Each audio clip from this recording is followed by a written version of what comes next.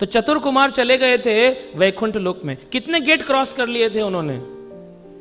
हाँ जी, बोलते नहीं आप लोग। कितने? 6। 7वां क्यों नहीं कर पाए? हाँ जी, जय विजय तो हर गेट पे कोई ना कोई विजय खड़ा हुआ था। द्वारपाल के बिना थोड़ी गेट रखेंगे भगवान के पास। हमारा जितना भौतिक संसार है इससे 3 गुना, जैसे बोलते हैं, जैसे पृथ्वी के ऊपर पानी 1/4, पृथ्वी 3/4, वैकुंठ जो है ये 3/4 है, और भौतिक संसार जितना ब्रह्मांड दिख रहा है ये 1/4 है। अनंत ब्रह्मांड 1/4 है, उससे 3/4 सोचो कि कितना 75% तो वैकुंठ लोक ही है। कितने होंगे वहां पर, और सब भगवान की सेवा में लगे हुए हैं द्वारपाल।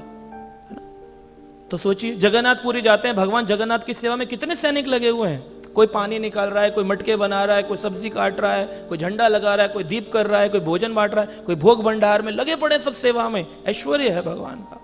तो हर गेट पे थे। तो 7 में क्यों नहीं रोका गया? 6 में क्यों नहीं रोका गया? 7वें में क्यों रोका गया?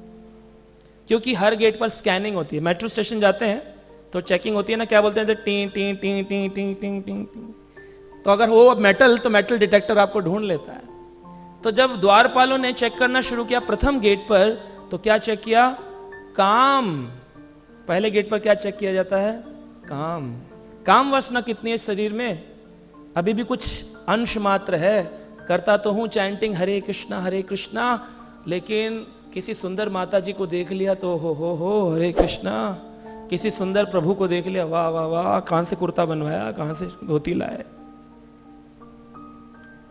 अगर थोड़ा सा भी काम इच्छा बाकी है तो पहले गेट पे सॉरी, वापस जाइए, ब्रह्म सायुज्य से बाहर चले जाइए, वैकुंठ में एंट्री नहीं है। तो पहला तो क्या खत्म करना पड़ेगा? काम। सबसे मुश्किल है। सेकंड गेट पर चलो पहला पार हो गया कि अभी हम चैंटिंग करते हैं, पूरा ध्यान मग्न है, बस अपनी पत्नी को ही पत्नी मानते हैं, बाकी सब पर दर जितनी भी स्त्रियां हैं उनको माता रूप में देखते हैं। मात्र पर दारेशु, जितनी भी स्त्री हैं सबको माता के रूप में, बच्ची हो, बड़ी हो, बूढ़ी हो, सभी माता जी। मात्र पर दारेशु, सारे के सारी की सारी माता देखना चाहिए। लोष्ट वश पर द्रव्येशु, दूसरे के धन को लोहे के समान देखना चाहिए। अगर धन गिर जाए तो आदमी क्या करेगा? पैर रख के खड़ा हो जाएगा उसके ऊपर।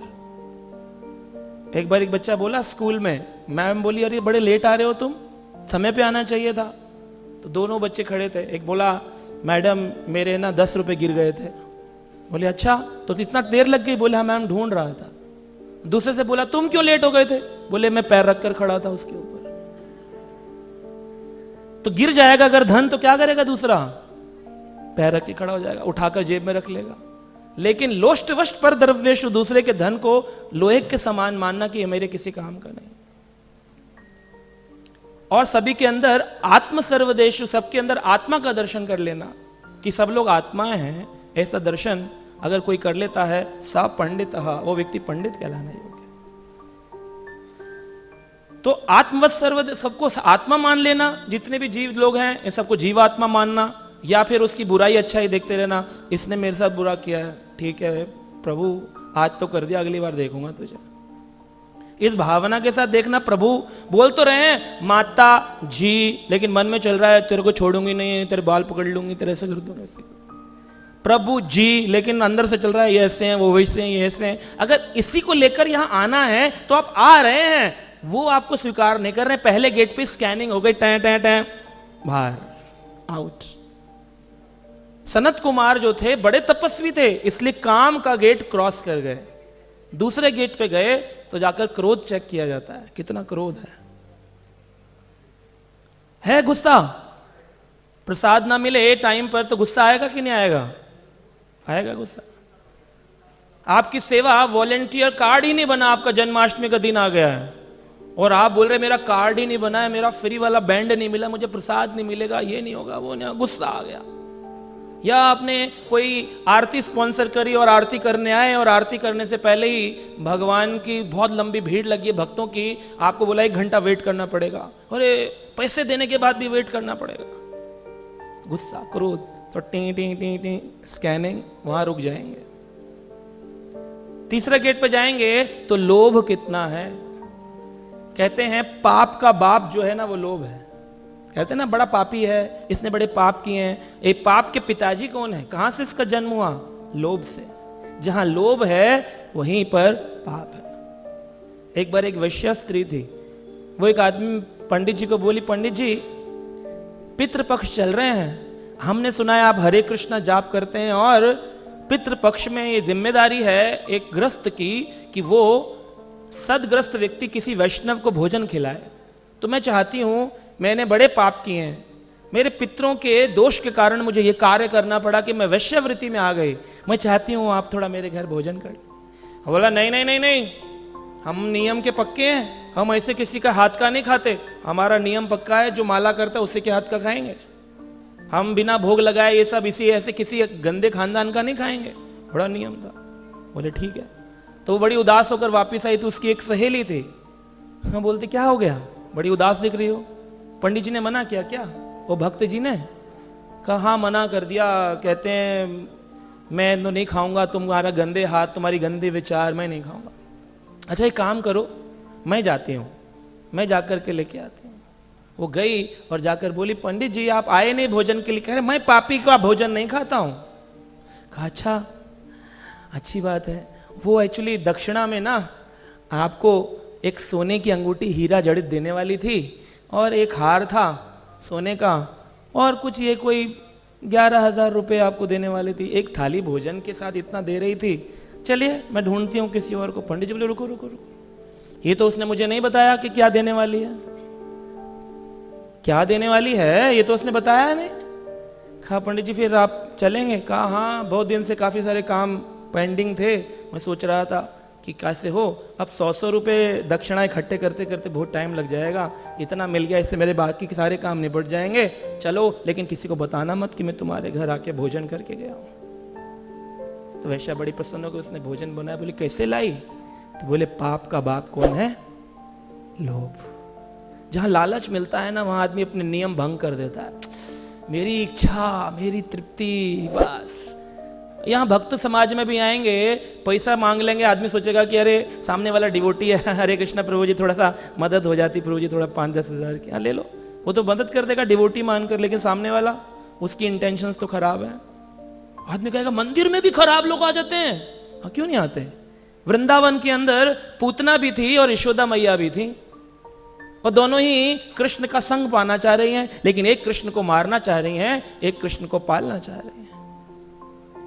तो किसका संग करें किसका नहीं करें, सम्मान सबका करना है। लेकिन पता चला फिर व्यक्ति इस इंटेंशन के साथ आके गड़बड़ कर देता है। तो हमको इन सब चीजों से बचना चाहिए। ये चेक हो जाता है, काम क्रोध लोभ मोह, अगले गेट पर मोह आ जाता है। अटैचमेंट्स, परिवार से, संसार से, काम से, जिम्मेदारियों से इतना अटैचमेंट है कि हमें हरि कथा के लिए समय नहीं, उत्सवों में भगवान के मंदिर में जाने का समय नहीं। उत्सव उत्साह प्रदान करते हैं, कई लोग मंगला आरती नहीं आते हैं उत्सवों के दिन में भी, इतनी जिम्मेदारियां, इतने आसक्त संसार से। कम से कम उत्सवों के दिन में तो मंगल आरती आए, ठाकुर जी को जन्मदिन जो है उस दिन दर्शन करें उनका, प्राकट दिवस पर नहीं आते हैं, डरते हैं। आसक्ति है, किस चीज की आसक्ति है? किसी को अपने शरीर की है, मुझे कहीं बीमारी ना हो जाए, मुझे कहीं ये ना हो जाए, मेरा कहीं वो ना हो जाए, इतने सारे इफ्स एंड बट्स लगाए हैं, इसलिए ठाकुर जी के स्कैनिंग में वो वाला आदमी भी वैकुंठ प्रवेश से रुक जाता है। काम क्रोध लोभ मोह मद, और ये सारे गेट पार कर जाने के बाद में भी ये गेट पकड़ लेता है, मद अहंकार। कई लोग फेलियर होते हैं तो भगवान का भजन करते हैं और बड़ा बोलते हैं कि दुख में सुमिरन सब करें, सुख में करे ना कोई, और जो सुख में सुमिरन करे तो दुख काहे को होए। तो भगवान का प्रार्थना करते हैं, भगवान मुझे मेरी रक्षा करो, तो फिर भी दुख में भजन कर लेते हैं, लेकिन सुख में तो भजन होता ही नहीं है। सुख में तो सक्सेस इतना सिर पे चढ़ जाती है, इतना मद, इतना अहंकार, yes I am the controller. सोचो उसके पास शक्ति हो, बल हो, बढ़िया उसके पास धन हो, ऐसी अवस्था में उसको किसी की माला जपने की जरूरत है? हाँ आप बोलिए ना, हम बना, आप मंदिर में एंट्री नहीं देंगे, हम अपना मंदिर अलग बना लेंगे, इतना पैसा है हमारे पास में। तो मद अहंकार जो है ना, ये सिर चढ़कर बोलता है व्यक्ति के। तो फेलियर तो फिर भी आदमी बर्दाश्त कर जाता है, सक्सेस बर्दाश्त नहीं होती व्यक्ति से। ये मद दे देती है ना। कहते हैं संपत्ति पाए कौन मद नाही, रामचरितमानस में आता है शक्ति संपत्ति पाकर के किसको अहंकार नहीं होगा। पहले पूरा जीवन व्यक्ति प्रयास करता है एक मिडिल क्लास मैं सबसे अमीर बन जाऊं, और पूरा जीवन ये कहता है अमीर लोग अच्छे नहीं होते हैं, ये ना बड़े अहंकारी होते हैं। लेकिन फिर भी हर आदमी क्या चाहता है, मैं क्या बन जाऊं, यानी फिर वहां जाकर के मैं क्या बनूंगा, अहंकारी बनूंगा। संपत्ति पाए कौन मद नाई, कौन सा ऐसा व्यक्ति जिसको संपत्ति मिलेगी, धन मिलेगा और उसको मद नहीं आएगा। सुदामा जी को भगवान ने सुदामापुरी दे दी, यथारूप जैसी द्वारकापुरी थी। वहां पहुंचे देखा इतना ऐश्वर्य, कह रहे मैं तो भजन करने वाला ब्राह्मणों में डाइजेस्ट नहीं कर सकता हूं। छोड़ करके निकल गए, बोले मुझे नहीं रहना इस महल के अंदर। पोरबंदर में बड़ा महल बनाया था भगवान कृष्ण ने उनके लिए, द्वारका नगरी जैसी सुदामापुरी, कहा मुझे नहीं चाहिए। इसलिए भक्तों के पास प्राय ज्यादा धन दौलत दिखेगा नहीं आपको, क्यों, वो चाहते नहीं है। शिला प्रभुपाद मिले अपने गुरुदेव से, हिज डिवाइन ग्रेस भक्ति सिद्धांत सरस्वती ठाकुर से। उन्होंने पूछा अब है तुम्हारा बिजनेस कैसा चल रहा है। कहा जी बिजनेस तो ऐसा ही है, मैं जितनी बार प्रयास करता हूं सक्सेस होने का उतनी बार फेल हो जाता है। तो उनके गुरुदेव ने कहा कि धन तो हवा में उड़ रहा है, पैसा तो हवा में उड़ रहा है, जो चाहे वो ग्रैब कर ले और तुम्हारे जैसा समझदार व्यक्ति आराम से पैसा कमा सकता है। लेकिन तुम क्यों नहीं कमाते हो, क्योंकि तुमने स्वतः अपनी इच्छा से राधा रानी के चरणों को पकड़ लिया है। That is the reason. इस कारण से तुम्हारे पास धन नहीं बना, धन की कमी है। प्रभुपाद जी कहते हैं मैं पूरा जीवन ये सोचता रहा कि सक्सेसफुल हो जाऊं, फिर कुछ धन लेकर के प्रचार करने विदेश जाऊंगा। लेकिन भगवान विपरीत सोच रहे थे कि तुझे गरीब करके, 0 रुपये करके, एकदम 1 भी रुपया ना छोड़कर विदेश ले जाऊंगा। भगवान फ्री में ले जाना चाह रहे थे और प्रभुपाद जी धन के साथ जाना चाह रहे थे। तो भगवान हमारे लिए क्या सोचते हैं और हम क्या सोचते हैं, ये दोनों विपरीत हैं। इसलिए बोलते हैं कि आप भक्त बनने का मतलब क्या है, भगवान की इच्छा में अपनी इच्छा को मिला देना, इसे भक्त बनना कहते हैं। सिंप्लिसिटी इज अ वैष्णविज्म, बिल्कुल समान सिंपल हो जाना ही वैष्णविज्म है।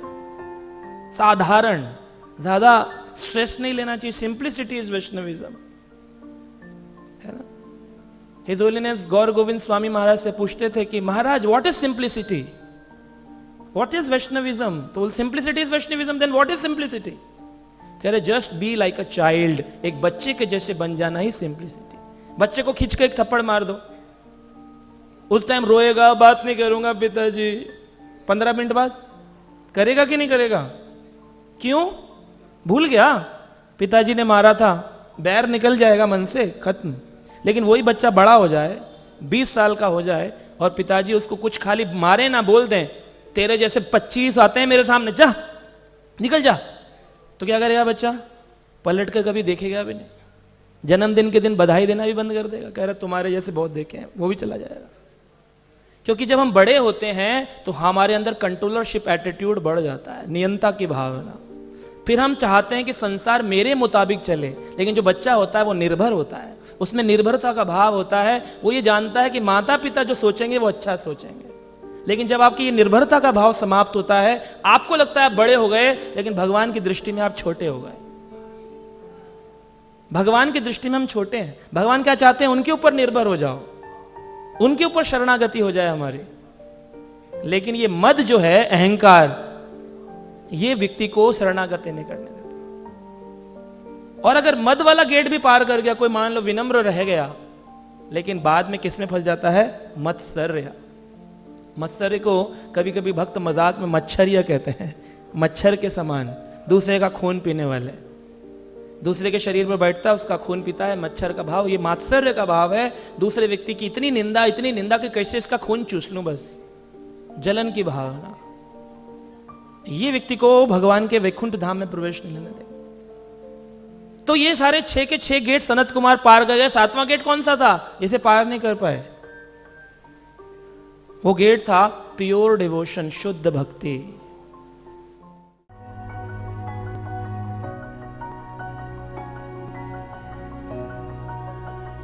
Subscribe now and press the bell icon. Never miss an update.